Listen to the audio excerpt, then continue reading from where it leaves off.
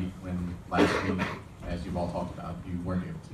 Yeah, I think we learned a hard lesson in the Bahamas. I think we let our outside shooting affect us in the defensive end. Obviously, we took 2 losses over there, and I think we learned from that. And tonight, I think we started off 1 for our first 16 from 3. Weren't shooting it well, but I thought our mentality on the defensive end stayed pretty solid, and we were still getting up and disrupting them a little bit. So I think we matured from those losses, and that's what good teams and experienced teams do. When you guys went up 7, they got rid of it pretty quick.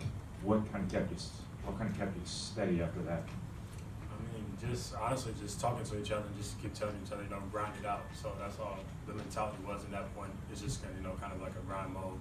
You just get stops. We weren't shooting it well. They weren't shooting it well either. But we couldn't get them second chance opportunities. So we were able to force them into some tough shots. The guards did a great job on the perimeter. We were able to box out and get rebounds. Dakota, why were you able to find your shot kind of at the right moments tonight in the second half? We just found some gaps in their defense, and we have a lot of credit to these guys for finding me. We said to keep moving, and eventually, they were going to break down. So we said to keep moving the ball and finding the open man. Second straight Purdue press conference I've asked from you guys. What happened in your face? Middle of the first half, I got hit with an elbow and just wouldn't stop bleeding. Any stitches, right? I got stitches in. Got stitches at halftime.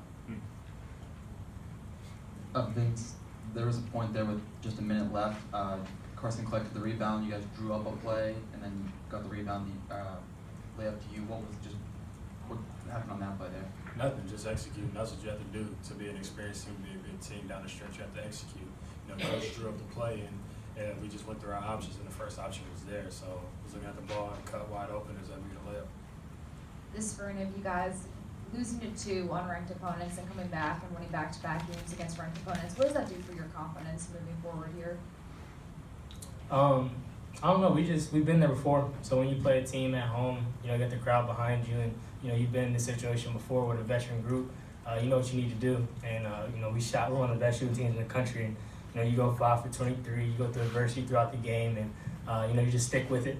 And I thought we did a really good job of that. You saw no one hold their heads down when they're making shots. Everyone's moving on to the next play. Let's get a stop. Let's keep taking good shots and rhythm. They'll eventually fall. And go to some big ones. PJ, can you speak to the contribution you got from Matt Harms? Yeah, Matt did a really good job. He's done a really good job all year. His length and activity on the defensive end has been huge for us. But not only him on the bench, I thought Nojel had a few bunnies he missed, but his activity's been really good.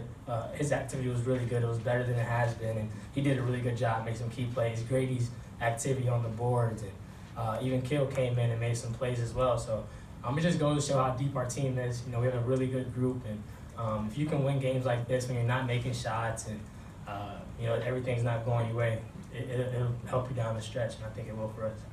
PJ, after the Bahamas, Matt said the Arizona game didn't fix what happened 2 games prior, that you guys had to show you could win a game when you didn't shoot well. What was the blueprint tonight? What has to be the blueprint in this situation kind of moving forward?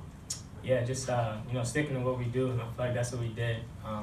There was times tonight where we could have went out of character and tried to go one-on-one and make plays, and we didn't. We kept taking good shots, we kept sticking together on the defensive end, and when you're playing really good guys like Dean Goodell, you always want him to shoot more shots than he got points, and he did. And, the same with Quentin Snyder, and I thought all of our guys just stuck with it on the defensive end, and in the past when we're not making shots, it could affect us on that end, and it didn't tonight. For anyone, if Isaac, the foul trouble he was in, looked like he was maybe not even going to be a factor, and then he comes back in and you guys start feeding him and fouls start piling up for their big guys. Just how did that juncture change the game at all and open up something else? Of course, to feed him. 7'2", almost 300 pounds, it's just all muscle and feed him. We got to force that, and that's one thing we got to wait from for a little bit. And when he posts hard and we are able to get in the ball, he's able to draw guys in foul trouble, and just able to get to the line. So he's a good free throw shooter in my opinion. Even though he missed a couple, he's still a good free throw shooter. So to get him to the line is huge for him, and it's great for us. Is there anything else? Brian, last one. Dakota, you said you caught an elbow in the first half. How? It was on a fast break, and I gave him went to shoot it. My head was right there. Have you ever gotten stitches at halftime of a basketball game before and then made all your threes afterwards? No, I don't think so. It's the first time for that one. Before we end the press conference, we just want to say we want to thank the paint crew and Boiler Nation for all you guys for coming out. You guys make the environment huge, so thank you guys. Thank you, guys.